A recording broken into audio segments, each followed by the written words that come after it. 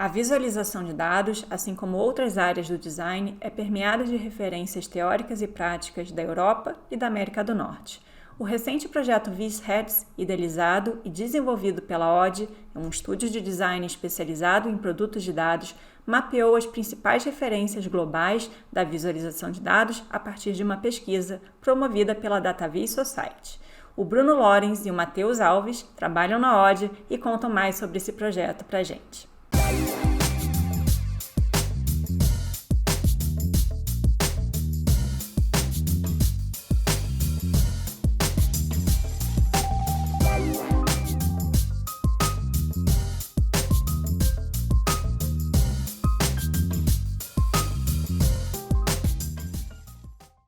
Eu sou Júlia Gianella, pesquisadora, professora e consultora na área de visualização de dados, design da informação e design de interação.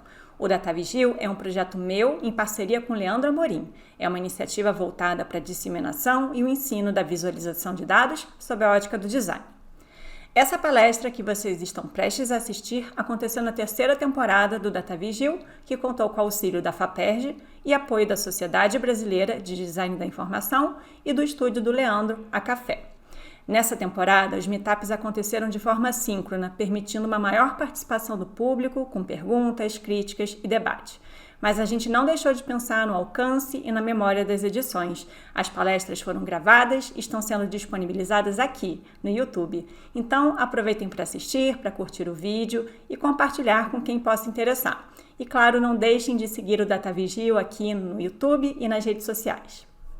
Gente, boa noite, muito obrigado pelo convite. É sempre muito bom estar aqui virtualmente ou presencialmente participando do DataVis, desse projeto que a gente tanto admira. E hoje a gente vai falar, eu sou o Bruno, então como o pessoal comentou, eu sou da ODD Studio, junto com o Matheus a gente vai apresentar o VisHeads, que é um projeto que a gente desenvolveu no início do ano lá na ODD, que foi um projeto muito interessante por diversos aspectos, e a gente vai falar um pouco sobre ele e sobre o que ele ensinou a gente ao longo do processo de desenvolvimento desse trabalho.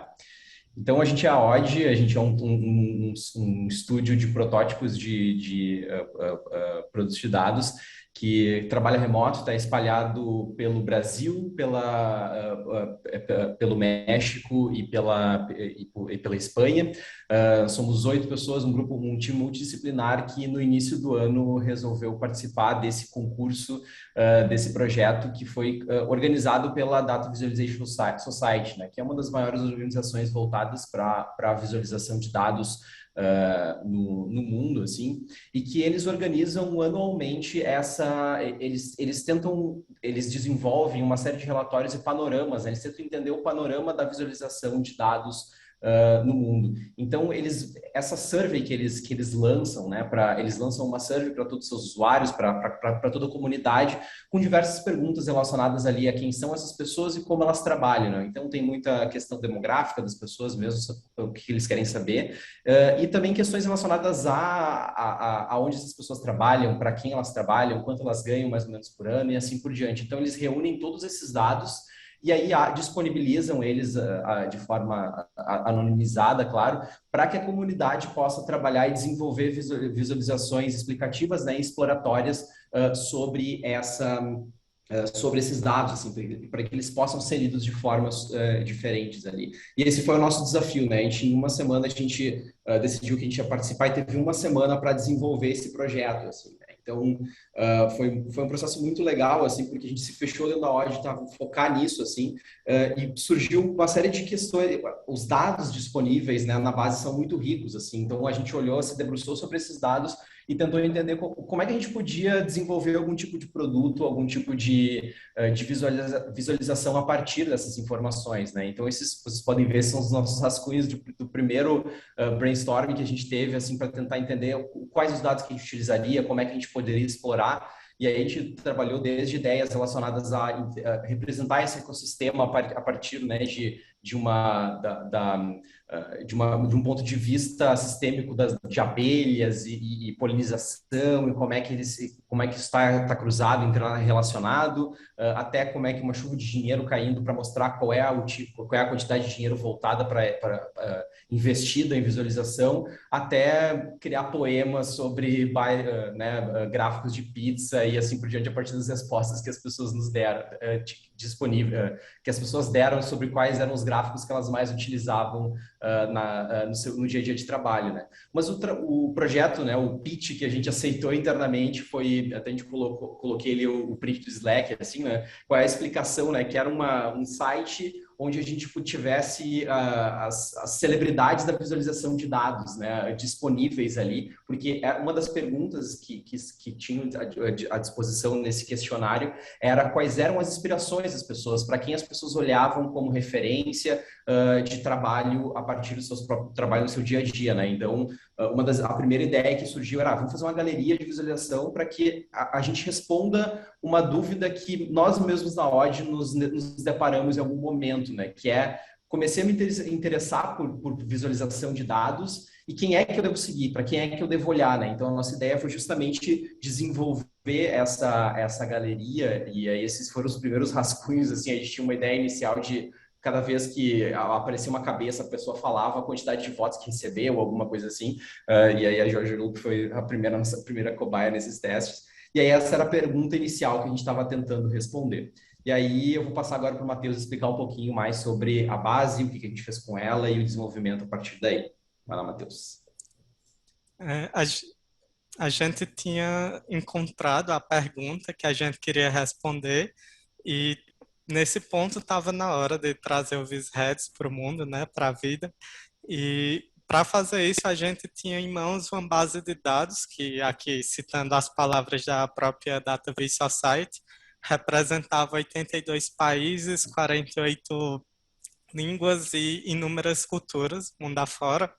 E assim, ano após ano, é uma survey que tem muito alcance, não é à toa que é um volume de dados considerável, mas mais até do que esse alcance também é uma base de dados bem representativa, no ponto que, por exemplo, nessa edição de 2021, eles tinham um em cada 4 participantes da survey se identificava como integrante de um grupo ou comunidade subrepresentada. Então, mas também com esse alcance vem o volume de dados e dentre os... A tela não está passando. Tá, passei aqui. Obrigado. E entre os mais de 2.100 participantes dessa survey, na edição de 2021, a gente encontrou 1.760 referências, né, essas inspirações que as pessoas tinham na área de visualização de dados. E depois de muito, mas muito tratamento mesmo, nós encontramos 421 nomes distintos ali dentro que viriam a compor nossa visualização. Mas, na verdade, apresentar dessa maneira faz parecer com que é um processo bem mais simples, bem mais linear do que ele realmente é. E, de certa forma, esse é o cotidiano de trabalhar com dados, né? Os dados nunca vão vir prontos para usar. E eu lembro, por exemplo, de mesmo tendo feito scripts para tornar mais eficiente essa parte de limpeza de tratamento dos dados, em algum ponto a gente tinha mais da metade da equipe trabalhando ali dentro, porque não tinha como fugir das correções manuais. Foi um processo muito trabalhoso, mas que não deixou de ser divertido, principalmente porque rendeu umas risadas internas na equipe. Por exemplo, a gente descobriu quão grande é a dificuldade das pessoas com nomes. Por exemplo, a Federica Fragapane, que tem um nome relativamente simples, quando a gente olha assim de fora, tinha muitos erros e muitas formas de escrever. Enquanto a gente tinha a Colunus Balmer, que, sendo sincero, é quase um Schwarzenegger dentre as opções que a gente encontrou, tinha pouquíssimos erros e esse tipo de situação e com todo mundo trabalhando em paralelo tornou essa etapa que mesmo trabalhosa se manteve divertida e claro que com um objetivo em comum de todo mundo, foi legal de viver essa experiência. E com ela a gente fechou uma primeira parte dos dados, né, uma primeira versão dessa base dos dados, e pôde correr para o desenvolvimento com um prazo de alguns dias para submissão final. E ainda dentro do desenvolvimento, assim, também se há essa sensação, às vezes, de que é um processo linear e que, na verdade, acontece de forma muito mais iterativa, com erros, com tropeços, e não é que simplesmente surgiu aquela visualização. A gente já tinha há algum tempo a ideia de trabalhar e experimentar, principalmente com algumas novas tecnologias de bibliotecas gráficas, bibliotecas de simulação física, e foi um momento que a gente pôde usar isso. Então, vocês podem ver aí como a gente foi partindo de um monte de círculos na tela até o conceito de cabeças ficar mais claro e, às vezes, ter muito mais movimento do que a gente pretendia, como vocês podem ver no último GIF. Às vezes acontecia esse tipo de coisa, mas eu, inclusive, acho que isso é um valor muito legal na Audi, porque a gente conseguiu inovar nessa forma de visualização, mas também porque a gente estava aberto a experimentar e arriscar e podia dar errado, mas a gente estava aberto a isso. Então, mesmo com esse prazo apertado, com esse caráter de experimental e principalmente com os desafios de desenvolvimento, porque a gente queria garantir que o Visheads funcionasse bem em diversas telas, no celular, no tablet, no computador, que os celulares, por exemplo, os smartphones com recursos mais limitados, pudessem ter essa experiência da visualização, mesmo com tanta imagem para carregar. Então, dentro desse prazo corrido, foi muito experimental e trabalhoso, mas também sempre aberto ao desafio. E não só da parte do desenvolvimento, mas acho que talvez até principalmente pelo design.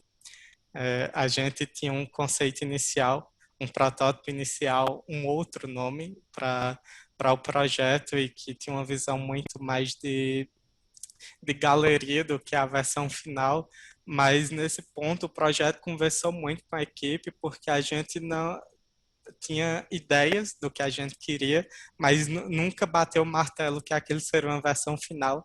A gente se manteve aberto a aprender com o que a gente estava encontrando nos dados e principalmente visualizando, porque a base de dados já estava lá, mas visualizar isso fez muita diferença também.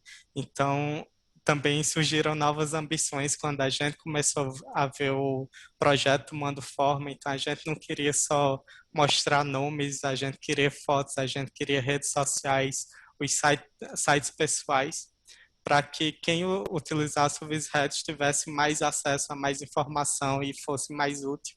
E nesse processo, assim, nos estágios mais finais, a gente percebeu, se deu conta do quanto era importante indicar também de onde é que essas pessoas vinham, de se elas inspiram tanta gente por aí, tantos participantes, né, na survey, era importante ver de onde essas pessoas vinham para se dar, e principalmente com uma pergunta em mente que surgiu durante o processo também, mas a gente se deu conta que será que a gente realmente apoia a comunidade inteira ou os holofotes sempre estão nos mesmos lugares, nas mesmas pessoas e o quanto isso está custando oportunidade para quem não vem desses lugares, né? Os latino-americanos, os africanos, os asiáticos, quantas oportunidades essas pessoas também deveriam ter, mas não têm e não se tornam referências. E vendo os dados de uma forma mais tradicional, vocês podem ver aí que 91% das referências dessa base vem lá do norte global, que principalmente Europa e América do Norte, e não é a realidade que a gente devia ter numa comunidade, numa área que é muito diversa e se diz tão aberta à diversidade, né? E acho que o Visheads foi muito interessante até como trabalho de projeto, porque todo projeto de design é também uma conversa com aquilo que a gente está projetando, né? Então foi muito a gente tinha uma ideia inicial, que era uma pergunta inicial que estava dizendo para a gente quais são as referências, qual é o toolkit que a gente pode se armar de referências para levar o nosso trabalho de visualização, o trabalho de alguém que está iniciando de visualização adiante, né? As referências que ela vai conhecer, que acabam, quem é designer sabe muito bem, né? Esse arcabouço de referências guia muitas vezes a forma como tu se expressa, como tu coloca as tuas ideias no mundo, né?